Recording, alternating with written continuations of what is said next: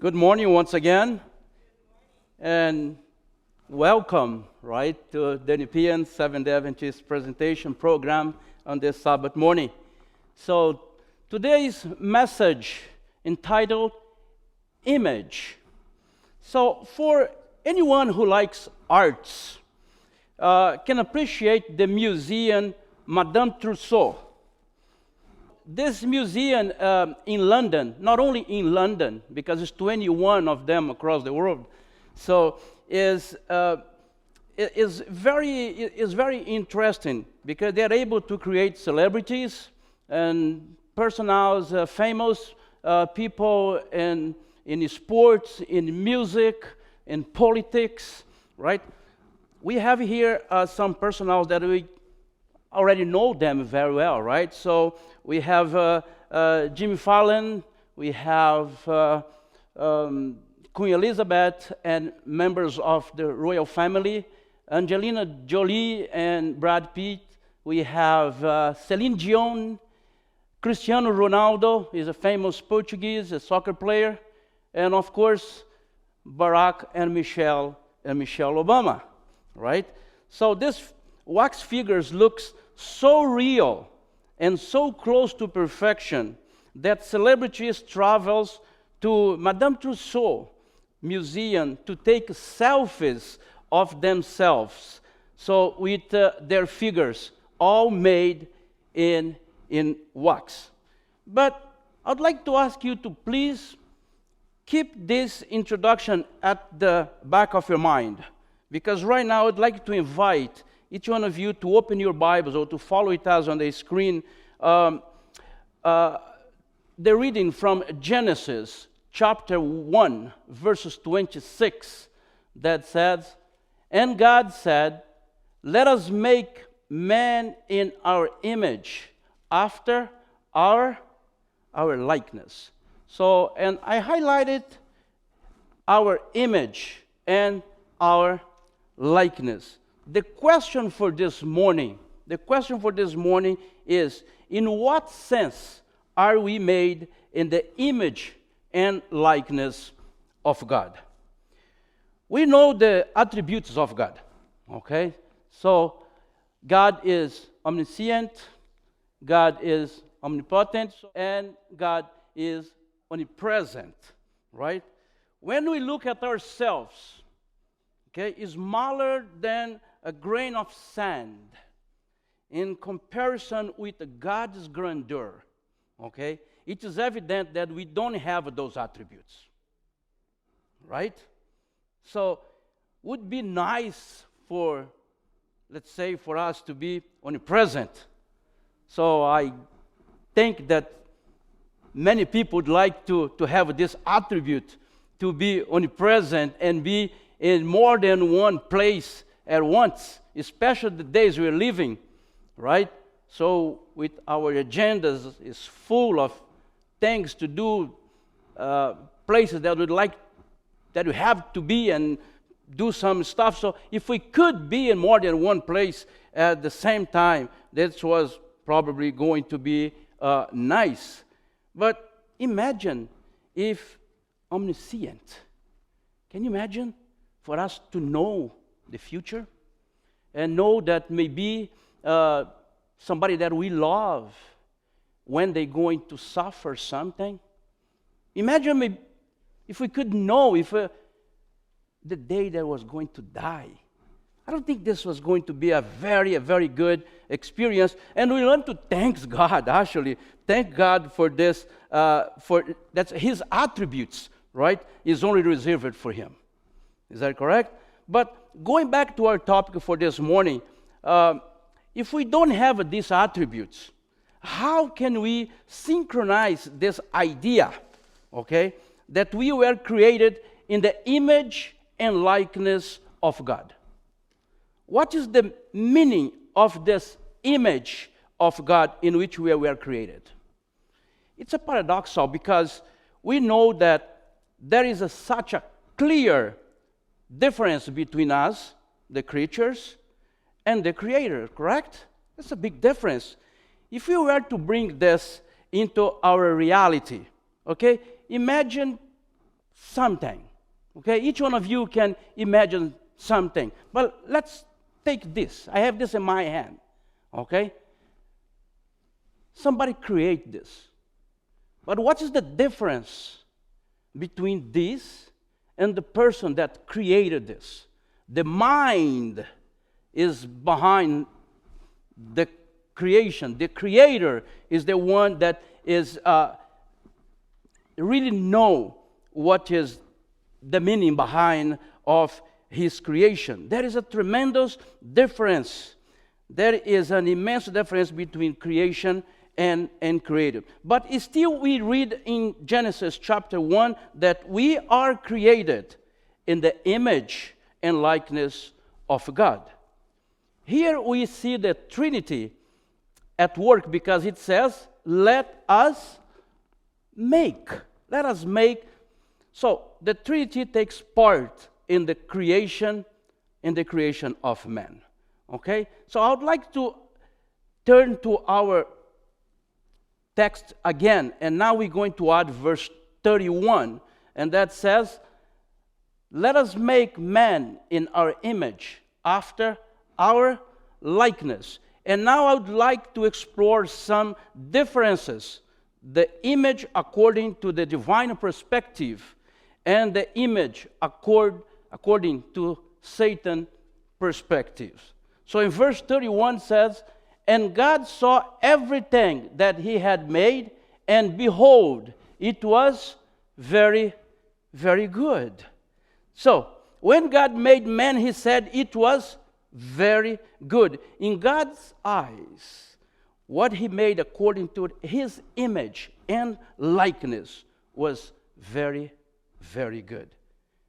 But then there is another text in the Bible, and I would like you to follow with me what is in Isaiah 14:14. And all of us know this Bible passage very well because it is referred to the rebellion of Lucifer in heaven. And that's what it says. I will ascend above the tops of the clouds. I will make myself like the Most High. Look at this paradox. God created man in his image and likeness and says it was very good. Weren't Adam and Eve like God? And God says that it was very good. But when Lucifer said that he wants to be like the Most High, he was cast from heaven. What a paradox.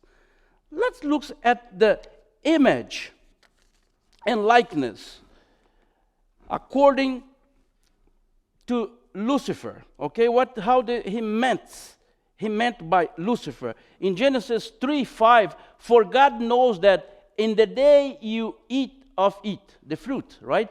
Your eyes will be open and you will be like God, knowing what? Good and evil. Here Lucifer is making an attempt to convince man to invade the attributes of God. And that we cannot have, my friends. This is how Satan perceived image and likeness. He wants to attain the attributes of God, attributes that were not given to him. He tries to make it so that we are tempted in the same way today.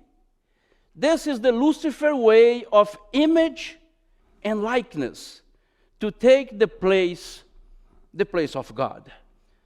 This jealousy, according to Ellen G. White, is because Satan was, back then Lucifer, was not invited to participate in the creation of the planet Earth. Right? He was jealous. But like we already discussed, there is a difference between creator and creature, right? The creator is the creator, and the creatures is the creatures, each one on their own category. We can't mix up this. Satan wants to be in God's category. In this meaning of image and likeness is terrible and is very, very dangerous. This is what caused Lucifer to be cast away from heaven. But what is the image and likeness according to God? Let's see this one as well, okay? So I was intrigued by the likeness and in Genesis and Isaiah. One was very good, and the other was cast from heaven. Wow. And I kept imagining, what is God's vision of image and likeness? In what way were we made in the image and likeness of God? And in what way can we consider to be the image and likeness of God in a manner where we will not fall and commit the same mistake made by Lucifer? And then I found this, okay? So this was, I found this is an awesome citation by an Anglican theologian named N.T. Wright. And he said, the image does not refer specifically to the nature or the character of God. Here alone we see that Satan made a big mistake. Okay? So he missed completely. He didn't understood at all. Okay? But look at this. Such as the kings of the past would place statues of themselves in distant cities to remind the people of who was their governor, God also placed human beings in his image on this earth to remind the world who is in control or is in command. Isn't this interesting? Isn't this interesting? This opens our mind to this, to think about the fact that we are not here to have the God's attributes. Right?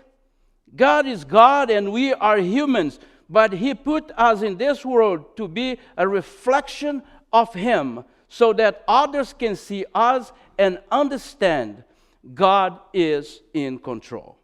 Just like the kings would put their statues up so that people knew who was in control. Let's dive a little deeper into this. When we think of an image, it's almost impossible to forget about an important image in the biblical texts. It's a very powerful man. That was a king that was in power for 43 years. And now I'm talking about Nebuchadnezzar. So he was the king of Babylon, right? So when we think about the statue that he built, we also think about three other persons, three individuals. And I'm talking about Meshach, Shadrach, and Abednego. We know, okay, that the statue of Daniel 3 was made of gold. It was the answer to a dream of Nebuchadnezzar had 9 years prior of a statue with 4 different types of metal. He lost his sleep. He was bothered. Nobody could help him. He condemned all his wise men. We know the story, right? Because he discovered that the wise men, in fact, knew nothing, right? They knew nothing all that time that they served the king. And when the king had a very difficult dream, they couldn't interpret it. They couldn't help at all. And we know the story that Nebuchadnezzar called who? He called Daniel, because he heard that Daniel could interpret dreams. So I don't want to go to this other line that's God. Daniel was not interpreting dreams. That was God that was revealing to him. So this is for another message. But Daniel told the king that the gold head represented his kingdom. But after his kingdom, there would be another kingdom inferior to his. But there was going to be another one. What a man of courage, Daniel. Can you imagine tell the most powerful person on earth that his kingdom was coming to an end? Right? So there was a man of courage. Imagine telling this to Nebuchadnezzar.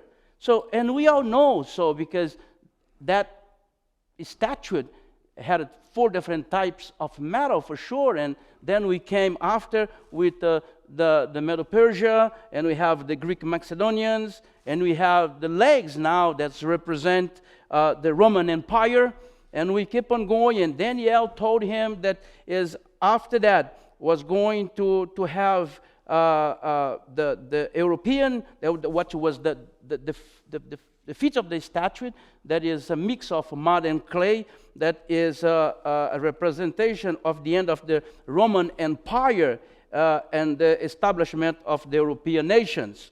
And after that, a massive rock, okay, hits the statue and literally dissolved the statue, which turned into dust. The rock grew, and this is the eternal kingdom of God. Nebuchadnezzar was amazed by this interpretation. He said, wow, that's just very good. This makes sense, right? So he was so amazing that he promoted Daniel. He said, no, you got to come with me. And he promoted Daniel inside of the palace. And Daniel was placed in a superior hierarchy inside the palace of Nebuchadnezzar. 9 years later, and if we going over here, Nebuchadnezzar thought to himself, I don't want my kingdom to come to an end. I want my kingdom to last forever. Right? What is this? To come to an end, right? So the king decided to build then the statue. Okay? Now look at there. Okay? He decided the statue had a 60 cubits of height by 6 of width. It's possible that the base of the statue itself was not that wide, but the base was that wide. The width of the base was 6, number 6. And now we have 6 by 60. The unit of measurement was in cubits, which is the measurements, the system of measurements, which is about from here to here. Okay? So that is more or less 50 centimeters. Okay? In biblical text, number 6 is the symbol of imperfection, disobedience. There is always an association of number 6 to these types of things. The Babylonic system of counting was sexagesimal. We live in a system that is centesimal, right? So when we're sure that we're doing something right, we say, no, it's 100% sure, right? So the bank deals with a percentage. The bank is charging this much percent, is paying this much percent. So we deal in our days with this system, centesimal. The gold on the statue was a symbol of a civil power, because Nebuchadnezzar wanted his kingdom to last forever. And the original statue of his dream represented the change of the civil power through the centuries. The criteria for sexagenary, also known as base 60 or sexagenary, is a numeral system with 60 as its base. Calculations and measurements were used by Babylonian priests, also in astrology, astronomy, and mathematics, which had some religious implications. Wow. The statue had to do with two situations here, right? Two concepts, which was politic and religious. Up to this day, we have a kind of inherited this concept sexagesimal from the Babylonians, right? The lunar year, we can see there. The lunar year for them was 360 days. Is like our time as well. And after time, so we know the astronomers, they found out that it's supposed to add almost 6 hours every year, and that's why every 4 years we have a leap year and we add 1 hour. So 1 okay, just to complete the annual cycle so that there is no delay in the solar time. We have also circumference. A circumference is 360 degrees. A day is 24 hours. An hour is 60 minutes. Why is not 100 minutes? Because our time is origin from the Babylonians. And we have this minutes. Each minute is 60 seconds. So is everything base 60. So why the statue of Nebuchadnezzar was then 60 by 6? When you're speaking of the gods of Babylon, the god at the bottom of the hierarchy was represented by the number 6. 60 pointed to the more important god. And 600, the number 600, represented the entire group of gods. And if we added up these three numbers, we have the number 666, which is the amplitude of disobedience, rebellion against God. So it was found in archaeology, an amulet that was very popular between the priests in Babylon. Okay, so and we can see here that in rows or columns, if we added up the numbers, they all goes to 111. And when we add the 111 numbers, we also going to get to number 666. Okay, so here is what was the action of Nebuchadnezzar in building the statue. This image, which was not an image according to God's purpose. This is an intimate association between the statue of gold of Nebuchadnezzar and the construction of the Tower of Babel. Babel and Babylon have the same roots. They were in the same geographic region as well. They both meant the same things because the construction of the tower in Genesis 11, verse 4, had the objective to raise man to superior place. It's about making or mankind wanting to occupy the place of God. Just like Satan's concept of image and likeness, mankind taking a position of divinity, seeking to have the attributes of God which are inaccessible to mankind. If this caused Lucifer to fall, it can cause you and I to fall as well. So just listen to this. If this caused Lucifer to fall, it can cause me and you to fall as well. The statue of gold of Daniel 3, this was a lot more tense than we can imagine. The king built a statue because he doesn't want his kingdom to come to an end. And everyone must worship the statue. Everyone. He was upset because the three boys didn't bow down. He was very upset, and he threw them into fire, in the flames. But it was just this only. This was much more than this. So, and if we go here in the Chronicles, this book, the Chronicles of the Chaldeans Kings, and page 73, we can read, in the 10th year, which was year 595/594, the king of Babylon was in his own land. It says here that he was in his own country.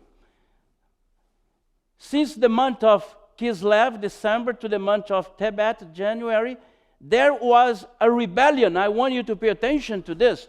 There was a rebellion in Babylon. Armed, the king killed many of his own army. With his hand, he captured his enemies. Wow. So, we know here that was having a big problem. That was something happening in his country, in Babylon, right? So behind the scenes of politics, there was something happening, because there were people that wanted to remove the king, take his place, move him out of his seat, and take away his power.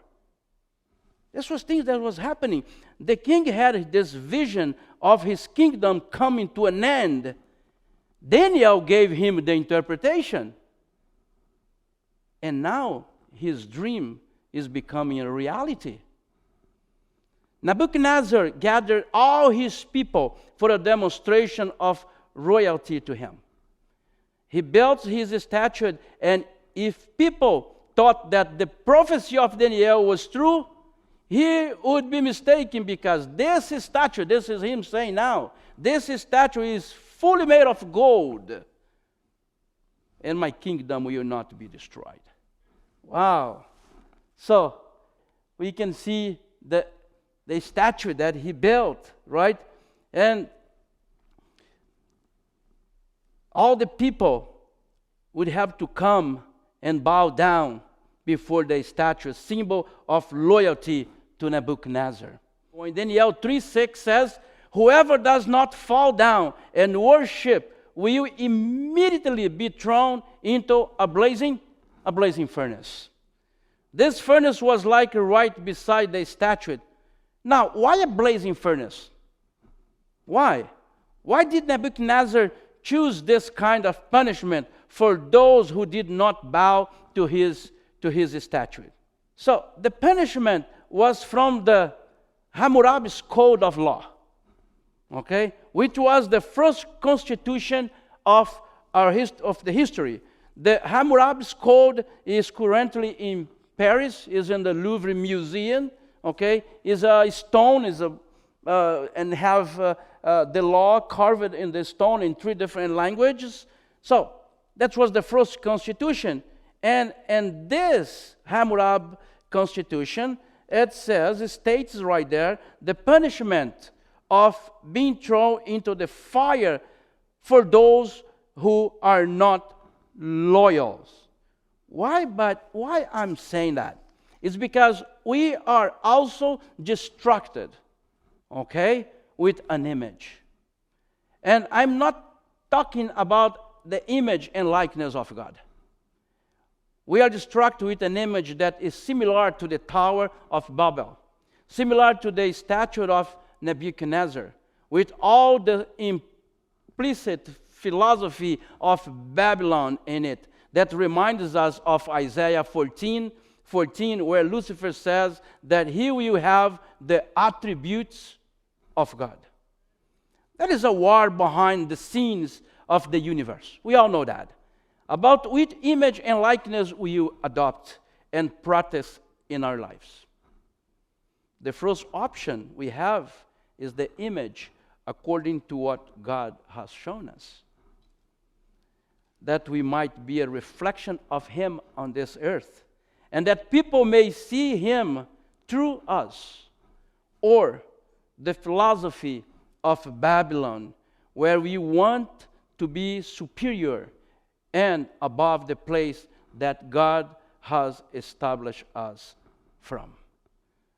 So Revelation speaks about another image, and the image of the beast is in Revelation 13:15, and that would demand adoration and disobedience to God's law.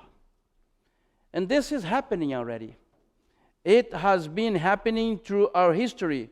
The Babylonian philosophy never left history. Since the construction of the Tower of Babel, it was reinforced in Babylon, and was reinforced a statue of gold, and it has been present in our days. There is a correlation between what happened in Daniel chapter 3 and Revelation chapter 13. In both, there is a leader that is powerful and corrupt. In both, we see a false image. We see a universal decree. a forced obedience, a great tribulation. We see a death decree. But this is the end of the war, because we have a solution. Because the same thing that happened with Daniel and happened to his friends will happen to us. We're going to have a miraculous deliverance. Okay? Wow, a miraculous deliverance. If we adopt the way of God of image and likeness. Okay? So I would like to go with you to Daniel chapter 3, 16 and 18, and where we can see the actions of Daniel's friends. Maybe it can inspire us to do the same. Look at what they say here. "Oh, Nebuchadnezzar, we have no need to answer you in this matter. If that is the case, our God, who we serve, is able to deliver us from the burning fiery furnace, and he will deliver us from your hand, O king. But if not, let it be known to you, O king, that we do not serve your gods, nor will we worship the gold image which you have set up." Look at the risk these three young boys was putting themselves here. Can you imagine? To them, it had to do with adoration. But for the king, it was much more than this. That was three young men that was standing against the regime, right? Against what the king had established to everyone that was there, and to do it, which was to bow down to the statue. But look at the behavior of them, right? Look at the confidence. Can you imagine that? What a faith when we see this. And when we look at these three boys in the furnace, we see a fourth person, right? Not three. The fourth person looked like the Son of God. These are the words that were used by Nebuchadnezzar to describe the glory that apparently before his eyes. But sometimes we forgot to look at the three boys. Sometimes we forgot. What role did they portray in that furnace? The image. They were an image. Now, in that scene, there were two images. And one side, that was a gold statue that were built by a man for his honor and for his glory. And in the other side, we could see inside of the fire and the flame, okay, three young men that had a big faith in God. Wow. Friends, when we look at here, that is a big contrast what happened there on that day. Those three boys, they were able to show for that great multitude of people that was not the king in control, but God in control, right? So Warren Werbis, so that is an American writer, he said, "If we portray the image and likeness of God, we will reveal to the world who is the most powerful and who is in control." Wow. Friend, maybe you are going through some fires right now. Maybe the flames is getting hotter. Definitely you probably are feeling defeated. You are feeling discouraged. So I'd like to tell you this morning, if you are on the God's side, the fire that is burning around you can only burn the ropes that is handcuffing you on this earth. Right? Just stay on the God's side. Right? We are image. You and I are image according to God. Right? So, when you are an image that reflects the true God, wonderful things happen. Wonderful things. And in Daniel 3, verse 28, we can read, Nebuchadnezzar said, Praise be to God of Shadrach, Meshach, and Abednego, who has sent his angels and rescued his servants. They trusted in him and filled the kings of his commands and were willing to give up their lives rather than serve or worship up any other god except their own God. And in verse 29, therefore, listen what the king was saying here. Therefore, I decree that the people of any nation or language who say anything against the God of Shadrach, Meshach, and Abednego be cut into pieces and their houses be turned into piles of rubble, for no other God can save in this way. Wow. Strong words here, huh? The story of Babylon, friends, the story of Babylon was changed because three people decided to be an image. They changed the perspective of a king. They changed the perspective of an entire nation because of a God that can do all things. He can do a lot more than that image of gold built by Nebuchadnezzar. If the king had his kingdom, or if he had his palace there, he was the king preserved for 4 decades, it was not because of his gold image or his image of gold. It was not because of that. It was because of God. It was because he came across and learned from Daniel and from his 3 friends. He witnesses the power of God. Daniel and his 3 friends, they served as an image. And they show to everyone who totally control. And as an image, they showed to everyone that God is in control of the world. Right?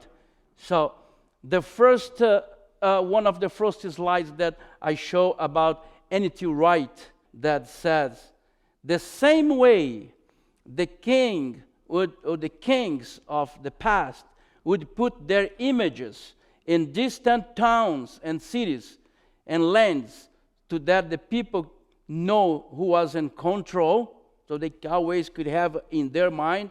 God put human beings in this world in his image to remind others of who is in control. Wow. What a privilege, friends. What a privilege to be the image and likeness of God. To show the world who God is. The world knows who God is because of us. It's because of us. Our children, they know who God is because of us. When I say that the world know God because of us, is because they have a perception. Right? Did you ever heard about, oh, that person probably is a Christian because of the way they act, the way they behave? Right? Okay, so I have a question to ask this morning. What kind of perception people around us is having about us? Right? They see Jesus in us, how we are behaving. How? Right? So I invite you to be an image. My sister, my brother, the young one, the youth that is watching, anywhere you are watching now or in the future, I'm inviting you to be an image Our calling is not to have the attributes of God. Forget about that. Our calling is to be representatives of God's in this world. Right? To fulfill our mission as His creatures. God created us just like this, and He has placed us exactly where each of us are supposed to be, so that we can be used as an image for His honor and for His glory. Amen. For that's the world can know that it is not Babylon that is in control, but that is God that is in control. This is a privilege and also a responsibility. Wow. It's a privilege. I'm going to say this again. This is a privilege, but it's also a responsibility. What kind of image we are presenting to the world around us, right? My prayer is that we may accept the calling and that we may be unshakable. So the three friends of Daniel, Shadrach, Meshach, and Abednego, they presented before the king unshakable, with a great, great faith. They stood up for God. They stood up for God and changed completely the story of the nation. They changed the story of that king. They changed the story of the persons, the people around them. Wow. Earlier today, Pastor said during the lesson that exactly about these three young boys, right? So that why God took them out of Israel and sent them over.